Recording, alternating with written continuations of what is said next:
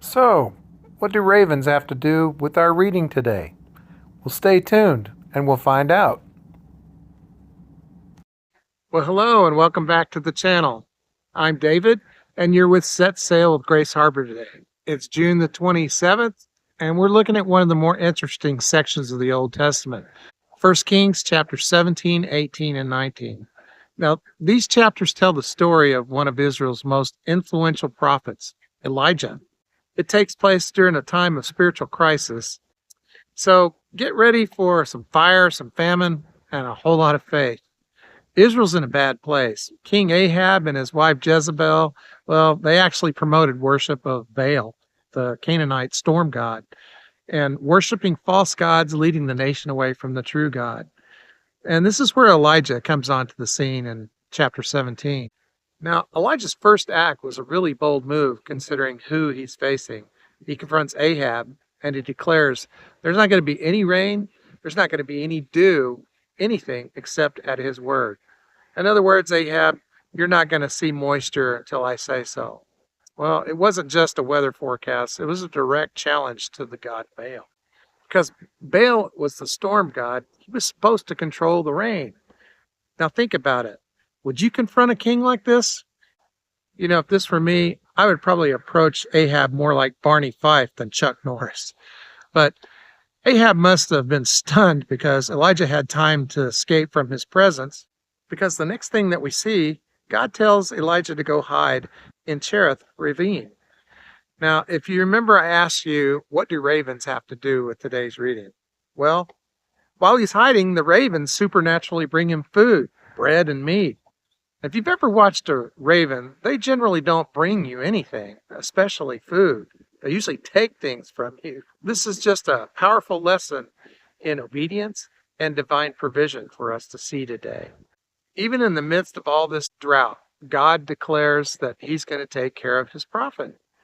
But the drought continues to get worse, and eventually the ravine dries up, there's no water, and God sends Elijah to Zarephath, to a widow who's on the brink of starvation herself with her son, and she's preparing her last meal. But what happens is a miracle. Elijah asks for a cake of bread despite her situation, and because of her faith and obedience, her jar of flour and oil never run out. It never gets empty. And if that wasn't enough, her son dies. Elijah prays for him, lays upon him, and brings him back to life. What a miracle. Have you ever witnessed a miracle yourself? Let me know in the comments below if you have. Anyway, these early events in chapter 17 establish Elijah as a man of God, operating with divine authority and experiencing God's provision. It sets up the stage for the ultimate showdown, which happens in chapter 18, the epic confrontation on Mount Carmel.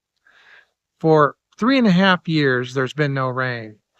Elijah challenges the 450 prophets of Baal and the 400 prophets of the Asherah to a contest.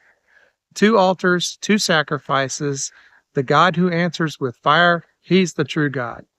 So, the prophets of Baal are the first up to bat. Now, they dance around, they chant, they sing, they cut themselves, they do all sorts of kind of things all day long to try to get Baal's attention. To no avail. He's totally silent. Elijah even makes things worse. He tells them, well, cry out louder. Maybe he's asleep or maybe he's gone on a trip. You know, basically, he's just mocking them. And this goes on all day. Well, finally, it's Elijah's turn. He rebuilds the altar of the Lord. He digs a trench around it. Then he has them douse the sacrifice with 12 jars of water. Not once, not twice, but 3 times. The whole thing's soaking wet. And then Elijah prays, a simple, humble prayer, and immediately fire falls from heaven, consuming the sacrifice, the wood, the stones, the dust. It even licked up the water in the trenches. And all the people fell down on their face, crying out, "The Lord, He is God. The Lord, He is God." It was definitely a victory, a powerful vindication of God's supremacy. And shortly after, the heavens opened up and the rain finally comes. This chapter reminds us that our God is not silent, nor is he distant. He's active, he's powerful, and he responds to faith. Now, after such an incredible victory, you might expect Elijah to be riding pretty high. But here in chapter 19, it shows us a very different side of the prophet. When Queen Jezebel hears what happened on Carmel, she vows to kill Elijah. And despite the incredible power he just witnessed, Elijah runs. He flees into the wilderness and sits under a broom tree and asks God to take his life. It's a crucial moment. It shows us that even the greatest heroes of our faith can experience deep discouragement and burnout. But what does God do? Well, he doesn't rebuke Elijah. Instead, he sends an angel to feed him and let him rest twice. And then he leads Elijah on a 40-day journey to Mount Horeb, the mountain of God. Well, there, God speaks to Elijah. Not in a strong wind, not in an earthquake, not in fire, but in a whisper. God's not always the dramatic, the awe-inspiring display of power that we've come to expect. Often he speaks in a quiet moment and in the stillness. As a hunter, I can tell you, for me, that's when God speaks the loudest, is when it's quiet.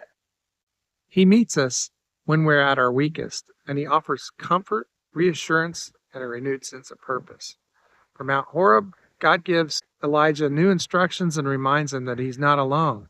There's still 7,000 people in Israel who don't bow the knee to Baal. So what can we take away from what we've read today? Well, God's sovereignty and his provision. Even in famine and hardship, God provides for his people. He shows us the results of obedience and faith. Elijah and the widow's obedience led to a miracle. God will not be mocked. On Mount Carmel, God definitely proved that he was the one true God. God's compassion often shows up in our weakness.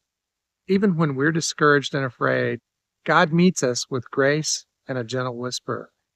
We're not alone. Even when you feel isolated, God has a remnant and he has a plan. The story of Elijah in these chapters is a roller coaster of faith, power, despair, and ultimately renewal. It's that power that reminds us that God is with us through every season, whether we're calling down fire or hiding under a broom tree. I hope you found this reading today helpful for you. If it did, please give us a thumbs up on the video, subscribe for more content like this, and let us know in the comments below. What was your biggest takeaway from this story today about Elijah? Thanks for watching, and I'll see you on the next one.